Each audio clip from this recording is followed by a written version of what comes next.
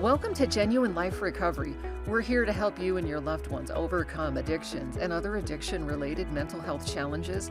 In this show, we dive into the physical, emotional, psychological, and spiritual aspects of addiction, mental health, recovery, family dynamics, codependency, and more. You can listen on your favorite app or at jodystevens.org. Genuine Life Recovery is made possible by great friends like Joshua's Heart in memory of Joshua Brent Moore, bringing hope, love, and awareness to those afflicted by addiction, online at joshsheart.org, and Jody Stevens Productions for commercial voiceover, narration, production, MC, and public speaking, online at jodystevens.org. Hey friends, and welcome to Genuine Life Recovery. My name's Jody Stevens, and I am helping you and your loved ones overcome addictions and other mental health related challenges. So in this show, we dive into the emotional, psychological, physical, mental, spiritual, and more aspects of addiction, recovery, family dynamics, codependency, and more. You can listen on iTunes or, whatever your favorite app is, Spotify, TuneIn, or of course by clicking podcast right there on my website, which is jodystevens.org, jodystevens, jodystevens.org. And I am joined by Tricia. Now, Tricia, I forgot to get the phonetics of your last name. So is it Tricia Parido? Parido. It's okay. We're Parido quite frequently. So Tricia is founder, director of Turning Leaves Recovery, Life, and Wellness Coaching. Wonderful business, it sounds like. Tricia is a recovery life enthusiast, speaker, writer, nationally certified life coach, international master addiction specialist. Now that is impressive because that takes a lot of clinical hours. I know that. She is a professional life interventionist coach, psych degree in process, behavioral, and chemical addiction. So the different types of addictions. And is passionate about changing lives. That's kind of half your resume. So is there anything I need to add? Well, no, I don't know as though there's anything that's needed to be added, but I am extremely passionate about the professionalism of the industry as a whole. So I do sit on the executive board of the California Association for Alcohol and Drug Educators. I am also an educator. I generally just refer to myself as a master life interventionist. It's so much shorter than everything you just said. Right. Well, and when you get to be older, like maybe our age range, people are like, so what do you do? And you're like, oh my goodness, where do I start? Right. Right. Which is a good thing. But yeah, it helps to have just kind of one sentence to sort of define everything. So this is cool. You have this wonderful coaching kind of therapeutic business helping people overcome addictions and related things like that.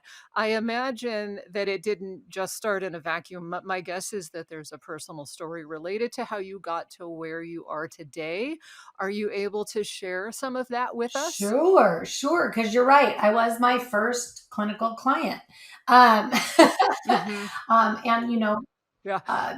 Traditional treatment, is wonderful for the part that it was wonderful for, but it didn't meet anywhere near all of my needs in my recovery journey.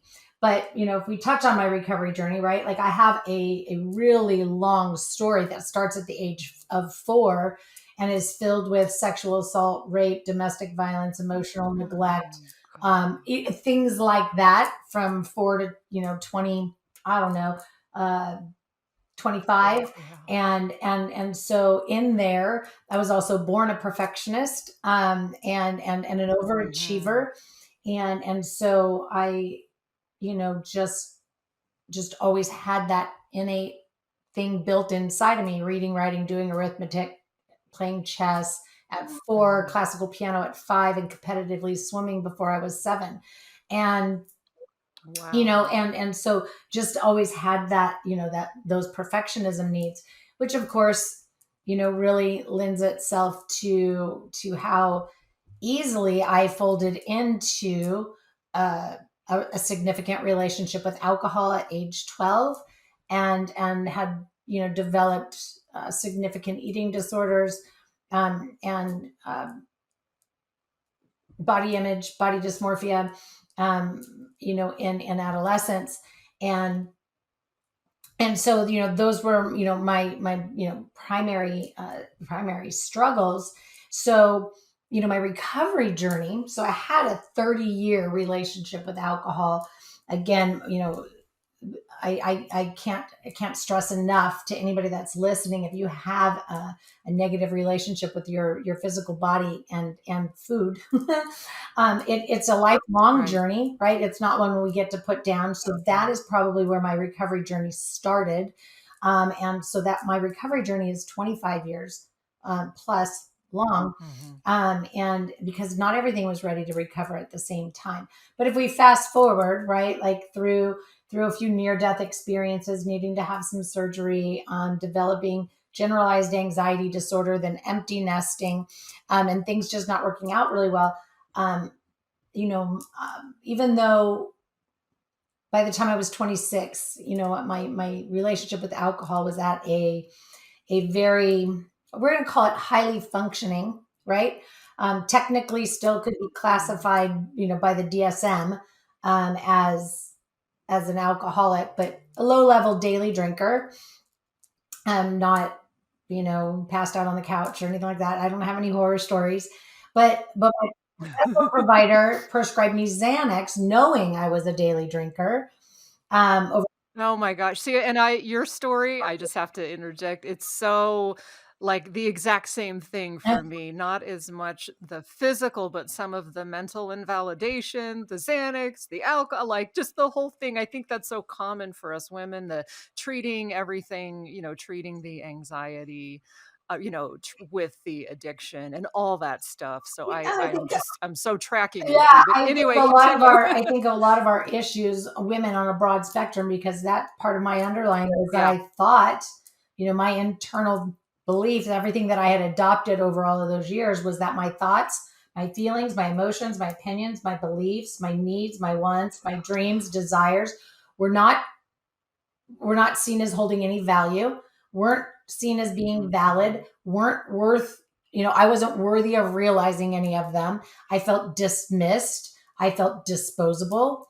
All of these things. And of course that kept me locked in. But what truly took me out, what got me to where I am today is the fact that for the first time in my life at 43, because I'm a control freak. My addiction never got to a space where I couldn't stop on my own until I was 43. Mhm. And physiologically, the combination of the alcohol and the Xanax had created a physiological addiction that couldn't I couldn't stop on my own. So I was like, what the heck, Mhm. right? Like, I'll keep it clean, right? I was like, what the heck? So I went to a medical detox and a 30-day residential treatment. I mean, I vetted it for 2 months. I did a really good job of choosing where I was going to go, and I love to Yeah. teach people how to do that, so that you go someplace Mhm. that speaks your language, so you get what you can Yeah. and or need from that program. But it doesn't stop there. And so when I came out, and my discharge plan was go to AA and see a therapist once a week, right? So they wanted me to look at traumas that were no longer affecting me in my day-to-day life, right? They were way old, and they were no longer impacting me. But they also wanted me to go to AA. Well, they didn't bother to look to see if there were any AA meetings in my area, which there weren't. And they also didn't Mm. bother to vet my experience with AA in the past. And so anyway, long story short, I went to school. I had to know, again, as an overachiever, I had to understand everything that went into what happened to me. So my very first class was the physiological effects of drugs and alcohol on the body. And it just, one class at a time, went on from there. And so, you know, um, what I uncovered through that process was that, and I had background and experience in therapy, and I had background experience with AA, and Mhm. all of these things. Again, it was a long life that led to where I was.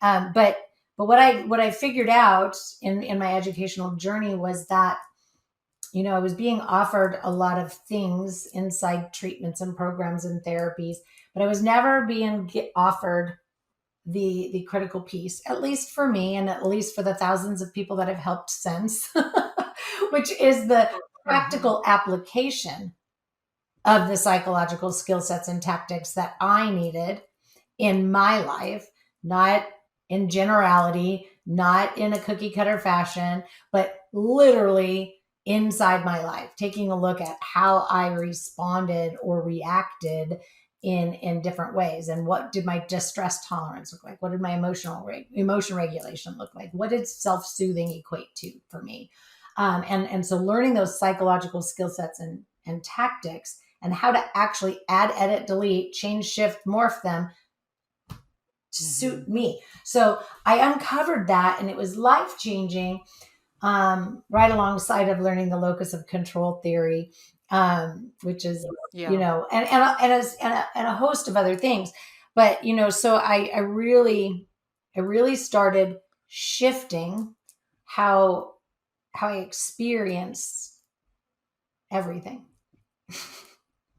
Yeah. Well, and I love that because part of, the beginning stage is removing the addiction, but then it's like, how do I do life, right? And as someone who's experienced trauma like you've described, you don't have those skills. You don't have those tools. And a lot of times you're just emotionally cut off, which it sounds like you were because there was trauma, which is just a complete invalidation of who you are, right? And then so then you turn to the addiction, which further stuffs your emotions, right?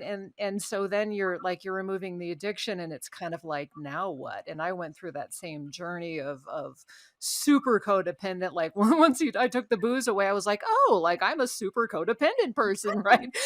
Which is kind of what they say. Like you take the booze away for the alcoholic, and I have 17 years, but so you're right. There has to be a practical application of this, and I was like you. I'm working on my second master's. This one's in addiction counseling, and I wanted to know. I wanted to have those answers and understand the family dynamics and why this happened, and understand, like, why can't I stand up for my boss, who does he represent, or what, all those sorts of things. And then, as you say, just the practical application, right? I think that we need to practice this stuff because we have to learn a new way, and we need someone to walk alongside us if possible to help us through that journey, right?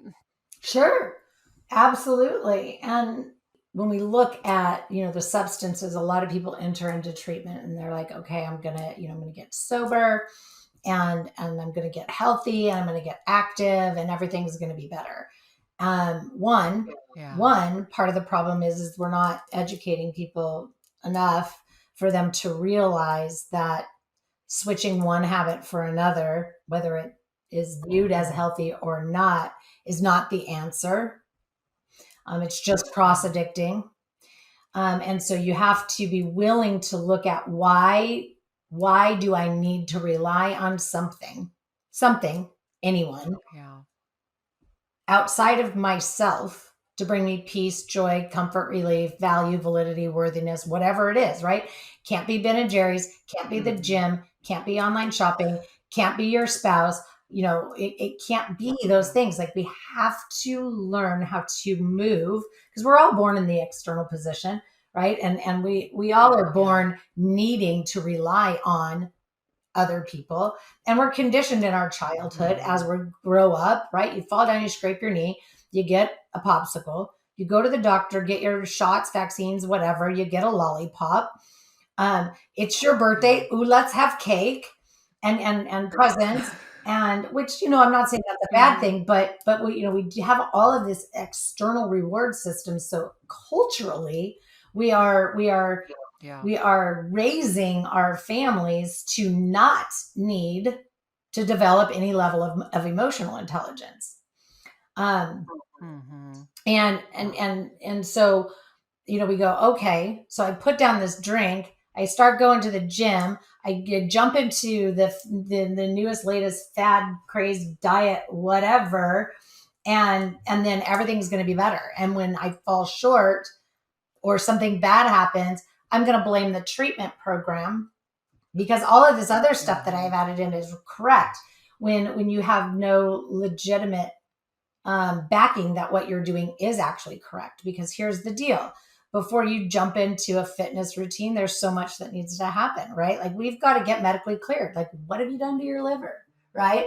Like, you need your whole body, all of your organs, to include your skin, need to heal. What are you putting in? How much do you know about post-acute withdrawal syndrome, right? Do you know that it lasts you? Anyway, there are so many other things besides just putting it down and getting healthy. Like, that is like a cliche. Like, I talk about, like, most people in just in life in general, people are, I got to work on my homework life balance.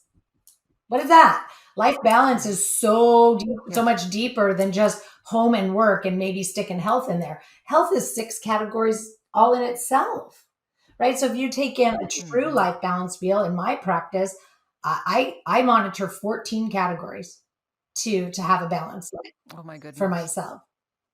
Right. So I just think everybody does things super surfacey. And we're always looking for, some sort of an instant gratification. And it's not, to condemn anybody, but I believe that, it's not just even, people that have fallen prey to addiction. It's pretty much everybody, right? Everybody's got something, but, some of us just have higher levels of severity than the rest. Yeah. Right. Well, and I think we're so wired to have, like you said, that for those of you that don't know, like, the internal locus of control is really just my self-esteem. Who I am is being regulated by something inside of myself, where I had the whole external locus of control is like, my identity is being regulated by, Tricia, what you think, or what my husband thinks, or, if the tree is brown or green today, right? And so that causes so much anxiety, like we were talking about the anxiety, and we're very conditioned, especially now with the kids and the internet and performance. And so if you don't really, right, if you don't really know who you are, it's very hard, I think, to overcome life challenges and addictions, right? And so much of that goes back to probably like the emotional intelligence and all those things that I want to dive into, because, you have to know, be intentional, right? And know who you are, right? First, before we can, and of course there's tools to move us in that direction, right? But yeah, so I think that's huge. And you had mentioned emotional intelligence. Talk to me about, I know you're passionate about that. What does that, for those listening, what does that mean? Well, I mean, it's a that's just a really. It's kind of like codependency. What does that mean? It means a lot of It things, right? does, and it does. So, emotional intelligence, for me, it's not even really what does it mean. It's more of a what is it? How do I cultivate it? How do I condition it, right? To be part of me, right? It's how do you feel, hear, say, and believe? We have so many things. It's how am I functioning? It's you know how do I get centered and grounded in any moment, right? We can't, we have to have those things that are, that again, that practical application. You can't get centered and grounded while you're driving by dropping into meditation or downward dog. You've got to have a cognitive thing for it, and it has to come from you. We Part of emotional intelligence is becoming responsive in all things that we do and not so knee jerk reactive. It's again that getting into an internal locus of control position and knowing what that means. It's having a filtrating boundary system and healthy limits and limitations. It's being mindful and willing. It's knowing what true tactics of assertiveness are, which is living, communicating, and engaging in everything that you do in life, open, honest, genuine, transparent, and authentically, right? I didn't say that very well, but you know, Wow. but you know, that's what assertiveness is. It's not this direct bluntness that everybody thinks it is. It's literally Yeah. being authentic, genuine, honest, open, right? Like transparent. We need to be more accepting that there are things different than ourselves and being okay with it. And you know, really looking at, you know, resolution tactics, because you know what, we live in a world that likes to, you know, segregate and all of these things, which is, you know, still the sad case, Hmm. right? The resolution to that is, again, you know, like really, you know, having this a way to accept all things that are different than you. And you know, Hmm. so you know, to do that though, we have to be able to control our moments. Again, I think I mentioned it a little bit ago, we have to be able to face distress. We have to be able to lean in and Yeah. sit in and move through, right? Lean in and go for the ride. And you know, sometimes it's a little uncomfortable, so having those effective distractions, super important. um Again, self-soothing is like, wow, what is self-soothing? Self-soothing isn't, hey, I had a stressful week, I'm going out for a beer, or I'm sad, let me sit down with a bucket of Right. Ben and Jerry's. Self-soothing is something completely different. It's about being able to converse with yourself and really, you know, redirect, restructure, reframe, but also celebrate, you know, everything about yourself. Um and then, you know, being able to leave the pain behind. I think we all, you know, we all have our, or have had, I don't have a sack of crap anymore that I carry around. It's empty. In fact, it doesn't even exist. But I think, you know, we have to learn how to, you know, let go of our bag of junk, right? Like we carry around all of our yesterdays, even if it's the last 10 minutes, right? Hmm. Like we can't carry it around. We need to be able to, you know, let go of the pain, leave it behind, and lead with a new lens. So, you know, I think my favorite thing, you know, to teach about is um, truly being able to identify and describe your emotions. Right? You say hello to somebody, you're like, Yeah. "Hey, how are you?" "I'm fine." Saying "I'm fine" is the most ambiguous answer you could ever give. Right. Seriously, because it could be as fine as this overbleached piece of hair, or it could be as Hmm. fine as like the most rock solid gemstone from the core of the earth, right? Like that's a fine thing also. And so it's just ambiguous. So, you know, and letting go, right? Like observe and watch yourself let go. Like that gives you so much freedom. Yeah. But you have to be able to, you know, reduce your vulnerability. So basically it's, you know, it's emotional intelligence for me, right? And yes, there's definitions. And sure, I teach the definitions, and sure, we can all look up the definition. But for me, emotional intelligence is an experience. It's a talent. It's a passion. It's a desire. It's a way of living. But And I but, think it but takes just that people practice need to know too. it's not an innate trait, right? It's not an innate trait. Right. None of you have it if you haven't worked on building it. Right. Yeah. No, and I can so relate to that because this was such a challenge for me when I first got sober, and then after that, it was I didn't even know what I was feeling. I didn't even know my self-esteem was in the toilet. I didn't even know I had no self-efficacy or the belief in my ability to do anything. And Mhm. so a lot of that stuff, you know, it takes a lot of time. What I think is cool is that there are so many tools out there, you know, people like yourself that where we can learn this stuff. Like we're not stuck. We don't have to stay that way. You know, we can move forward. But when I think of like emotional intelligence, it goes back to exactly what you said, where we have to work on just figuring out, right, what am I feeling? Because I think if we don't know what we're feeling, we're not going to respond based on who we are or our value system, right? And then there's can be this incongruency where it's like I want to lose 30 pounds, but I'm angry, but I'm really hurt, but I'm going to respond in anger. And then the anger is going to make me want to eat more ice cream. And then I'm still going to carry the hurt because I never processed it because I never knew what it was. Right? You see what I mean? So I think Anyway, I'll let You're you like, give me all the respond to juices, that. right? Like all the juices, and it's just pinging all my favorite things to do with people. Right. Yeah, But the deal yeah. is right. It's what, but it's also why, and you have to, you have to dig into that why. As long as you have to dig in that why, and every single person is different, and there are some whats that anyway, no two people are the same.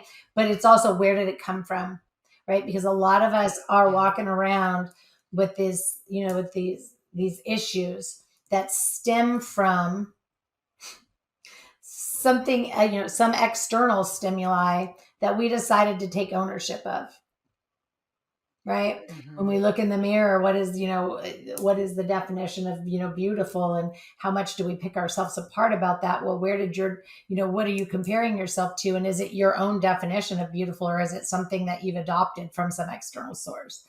And so why did you adopt it? And let's let it go. Right now, it's deep, long, hard Mhm. work, especially when you're talking about, again, Yeah. I've learned to live with, body dysmorphia, and it's amazing, by the way, to feel like, you can walk and know what to do, right? Because I have those days where, some of those things start bubbling up. And so to always know when's a good day to look in the mirror and what's a good day to avoid the mirror is always a great thing, right? Like, and to intuitively know that, to embody it, to say, I love Yeah. myself so Yeah. much that I've spent so much time getting to know myself so that I can honor myself, right? Like loving Mhm. every piece of my physical body. And in that is my emotional body and my cognitive body, right? And just giving it that. But so we have to be willing. And it's not like, oh God, I got to sit in years of trauma therapy. That's not what I'm talking about. It's more of you know, an exploratory process, but we do have to clean the cobwebs out of the corners. Like, where did that come from? Yeah. Like, if that Yeah. came from, a Mhm. message you heard from your dad when you were 3 and you're 55, like, whoo, okay, it's time to like walk through that, Yeah. and let's, that was never Yeah. yours. It was never your belief to own. So let's remove it. Mhm. Anyway, I could talk about that forever.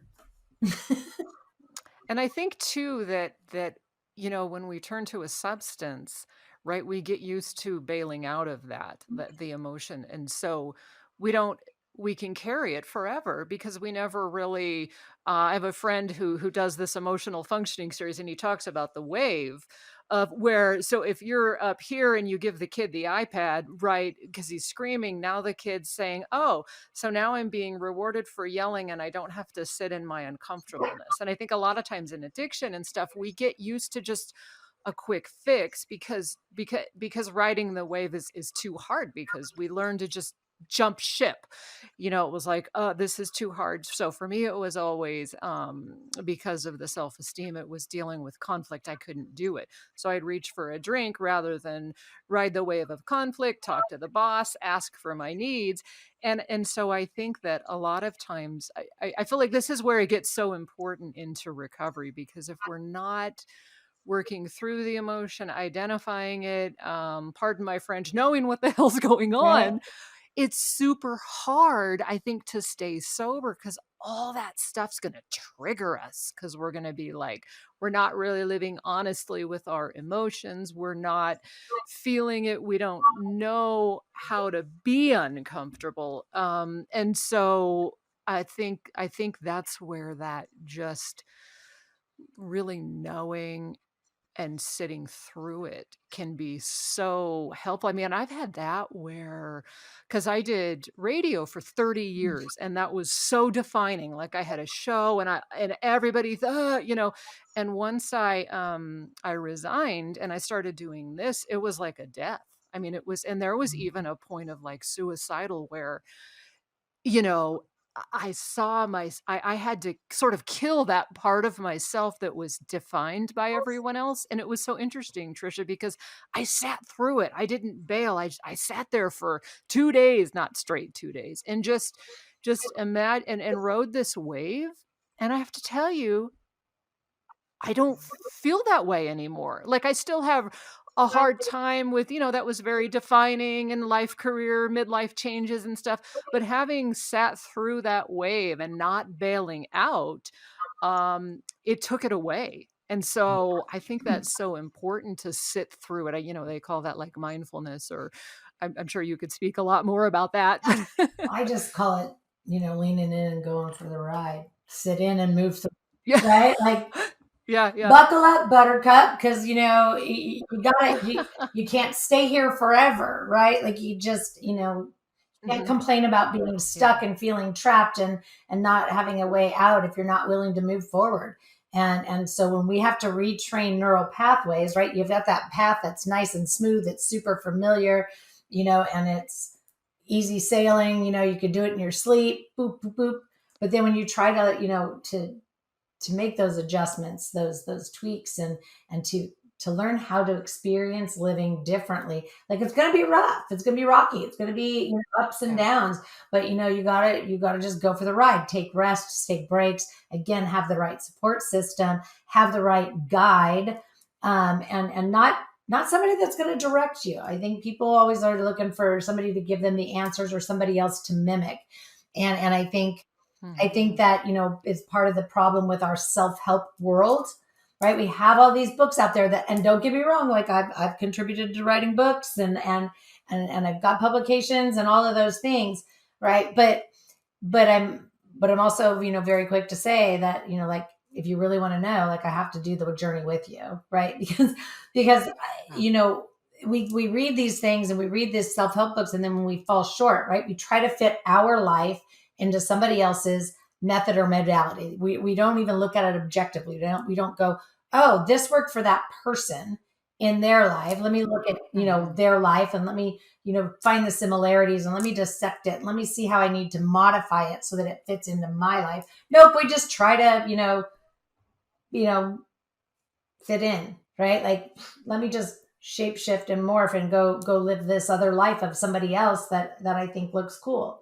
Right. Um, so we have to be willing to do all the things that are necessary. And one of my favorite analogies is, we're, again, that instant gratification need. Everybody is future tripping and sitting in anxiety inducing headspaces because they've got, they're entrepreneurs or whatever, it is, and we want to get from A to Z. Yeah. And we're trying so hard to get from A to Z without doing B through Y. And if you take D, E, and F out, you just got a big, giant, gaping hole that you're going to fall into and never get to G. And you're just never going to make it through. You can modify D, E, and F, right? You can take out that other Mhm. person's D, Yeah. E, and F, or you can change your plan with D, E, and F, but you can't change it until you have something to put in its place, right? Like, you have to do all the steps. You have to take all the measures. No, there's no shortcut to living. And this is the only life we're ever going to have. It's 100% guaranteed.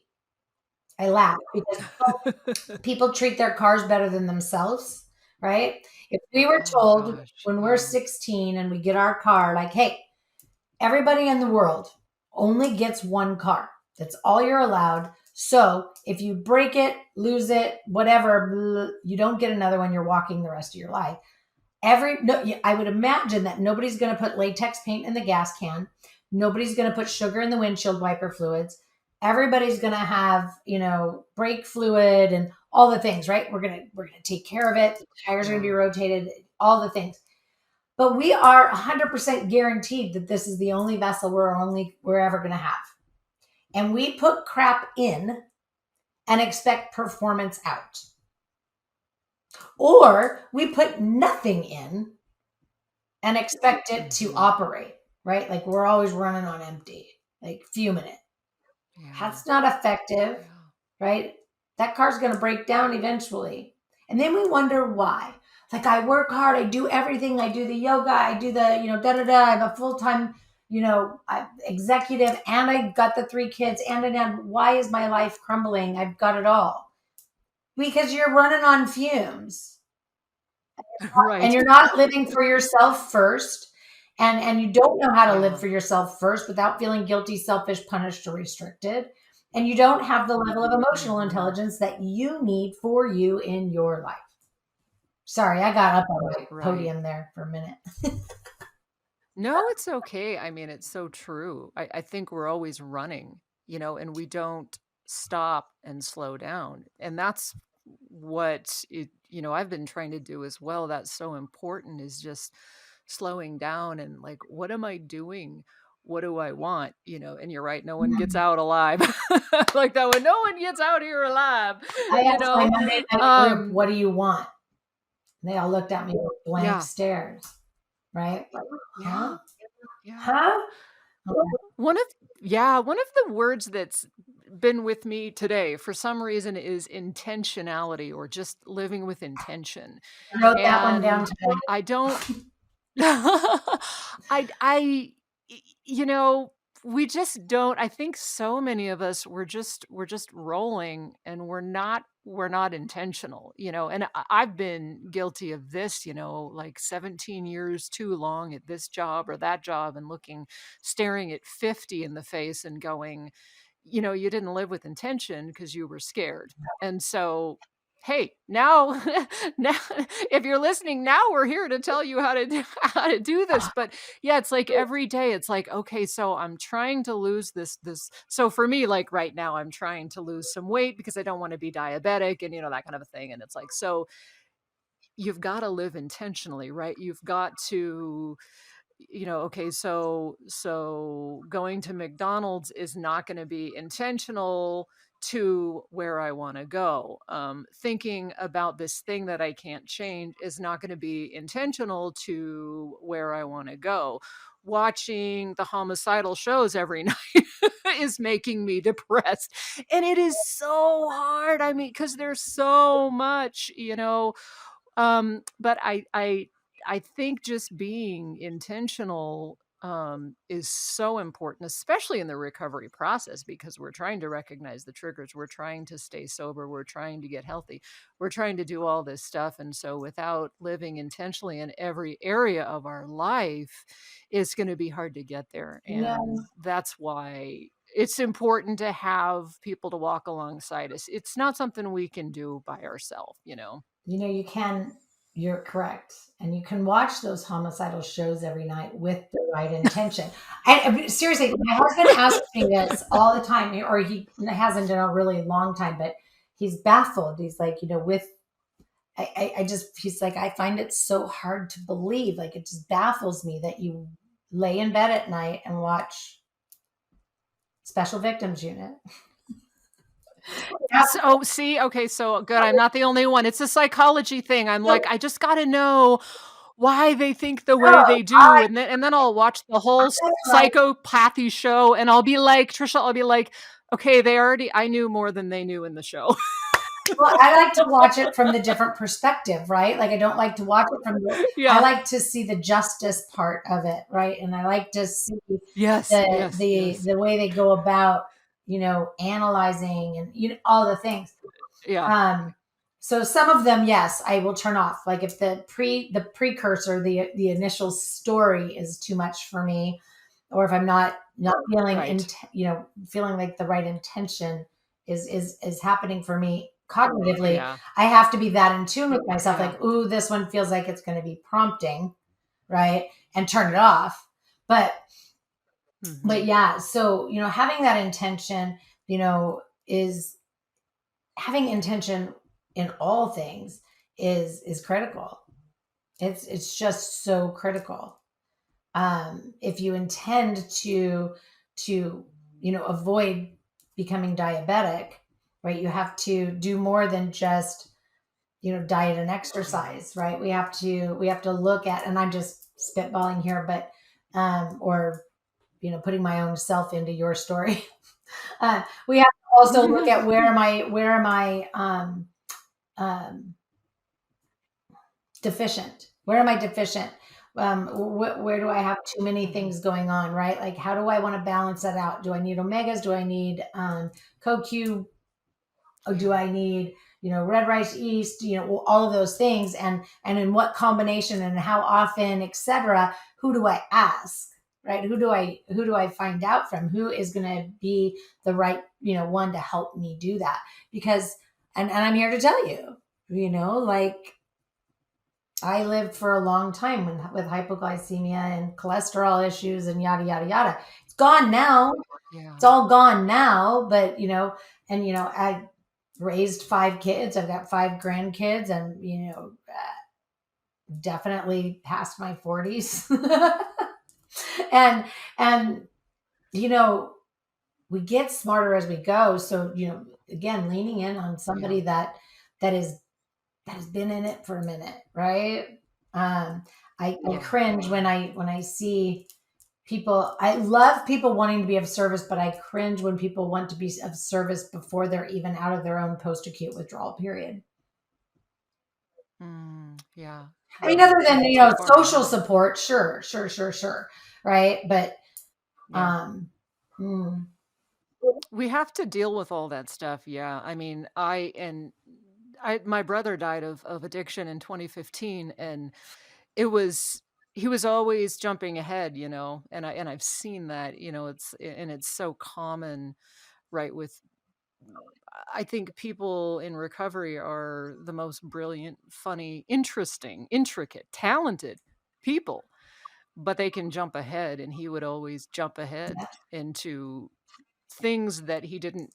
You've got to learn the life skills, so now you're sober, you have a date with someone, and it's triggering, and you relapse because you can't talk to a girl or whatever it is. And so that's why they say baby steps, because and I look at too, and I'm sure you can relate, I look at my life now, and if I was still doing what I was doing then, there's no way I could handle what I handle now. So I think everything is, to be spiritual is God's timing.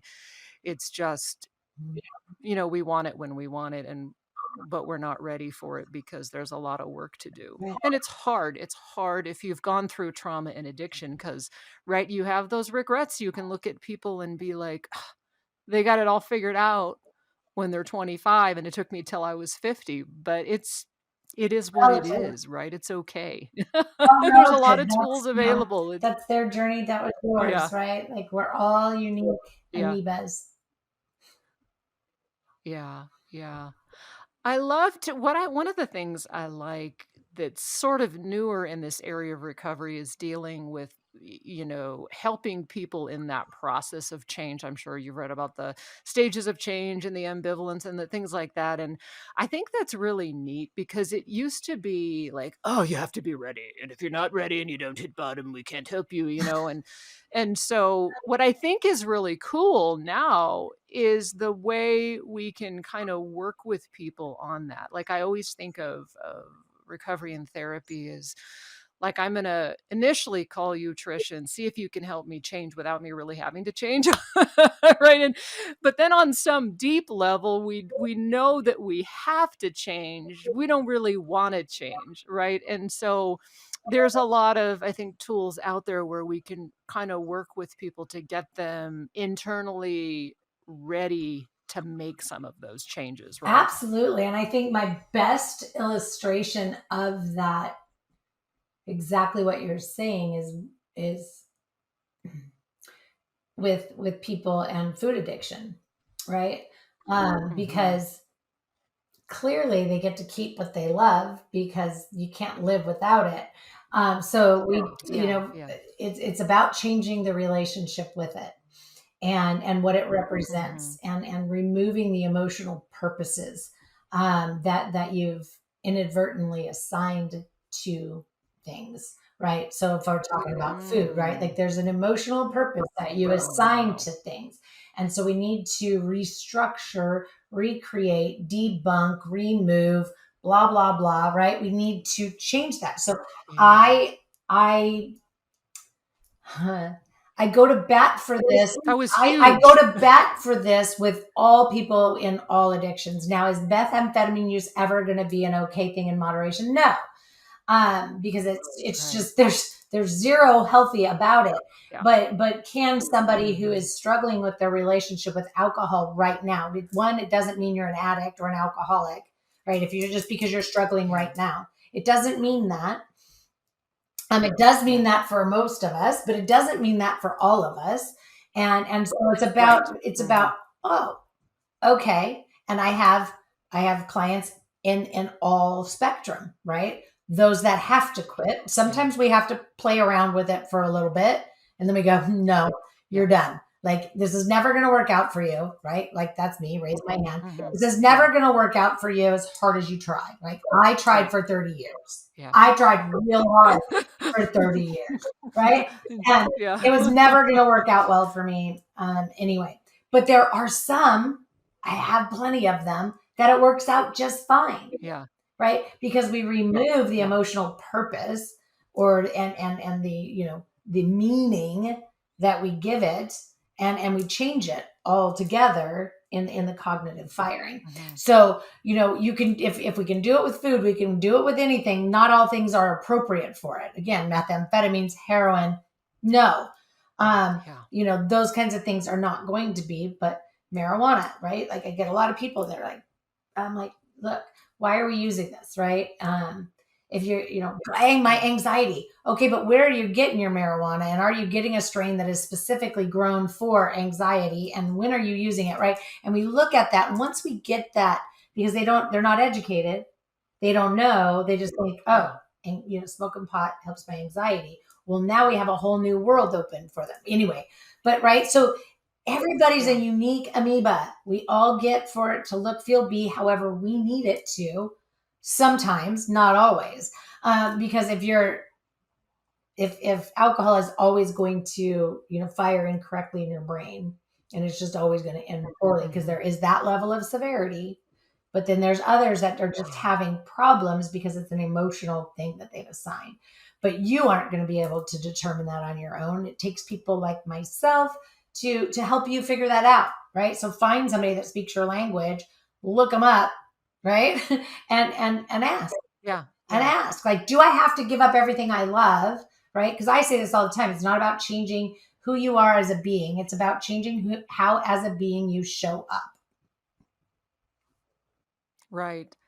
And I think there's so many different, like I'm sure you have, and maybe you could speak with like just a couple tools. Like there's so many different ways we can determine some of those things where maybe we look at, what am I really getting from this? What does alcohol really do for me? And then as we go through that process internally, we can discover that, oh, wow, it's really not actually doing for me what I thought it was doing for me.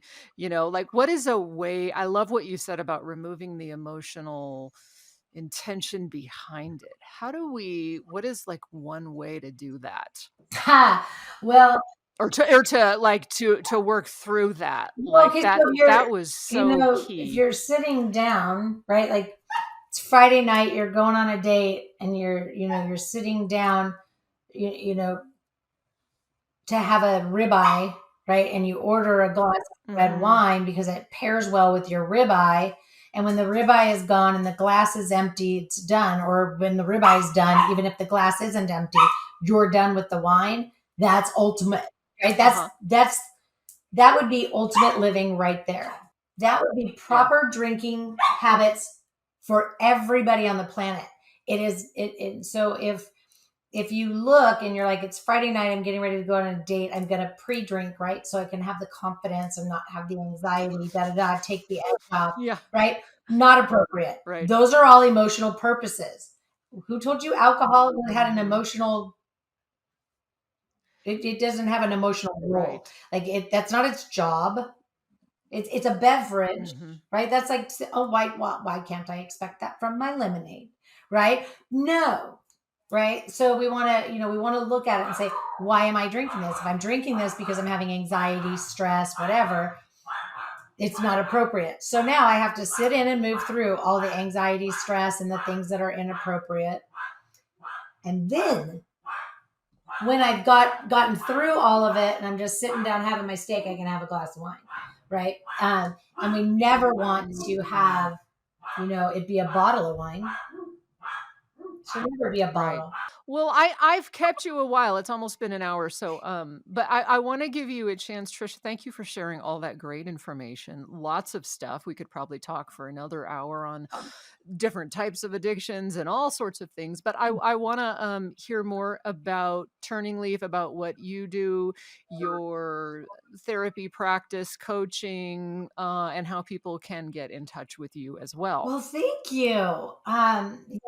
Turning Yeah. Leaves, again, it's a coaching practice, um, Hmm. because it's what speaks to me. So when I was getting my degree in psychology, I actually studied coaching as an effective psychological practice.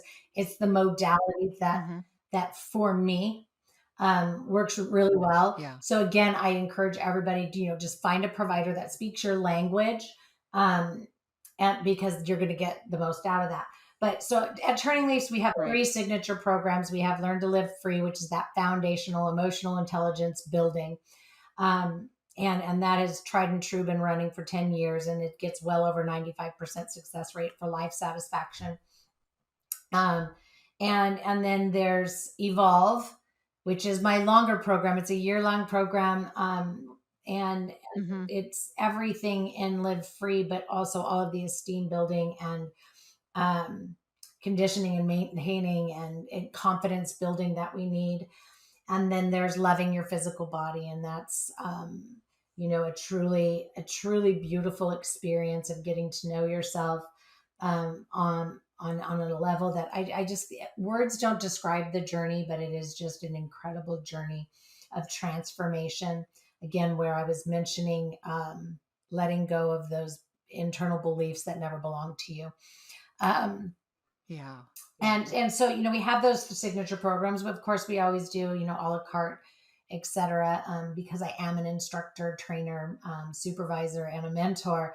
I also have a team of coaches that work underneath me, and I have another handful that are coming in and on board. So anyway, the best way to find me, is just go to the website, turningleavesrecovery.com. I just love having conversations, so I'm never about sales or trying to convert you into something that may or may not be good for you. I always just say, look in the top Hmm. right corner, click on the button that says have a conversation. We'll have a chat. Um, I'm happy to connect you, wherever that might be, even if it's not a program that I offer through Turning Leaves. Um, because I believe in that wholeheartedly. I definitely collaborate with all of my colleagues, across the U.S. Yeah. and again, globally, so that people can be, appropriately connected. Awesome. Tricia Parido, Turning Leaves Recovery. Love it. Thanks for sharing. Again, I'm Jody Stevens. This is Genuine Life Recovery, helping you and your loved ones overcome addictions and other related mental health challenges, emotional challenges, things like that. You can listen on your favorite app, of course, iTunes, Spotify, TuneIn. Click podcast on my website, jodystevens.org, JODIESTEVENS, or email me if you'd like. And always looking for great guests to share their experiences and expertise on this program. So you can email me. It's genuinelife@jodystevens.org. So thank you so much, friends, for being here, and we will talk to you next time. Thank you so much, friends, for listening to Genuine Life Recovery, playing on your favorite app or on my website at jodystevens.org. It's JODIESTEVENS, jodystevens.org. There you can check out my podcast, blog, recovery coaching info, speaking, and more. Check it out.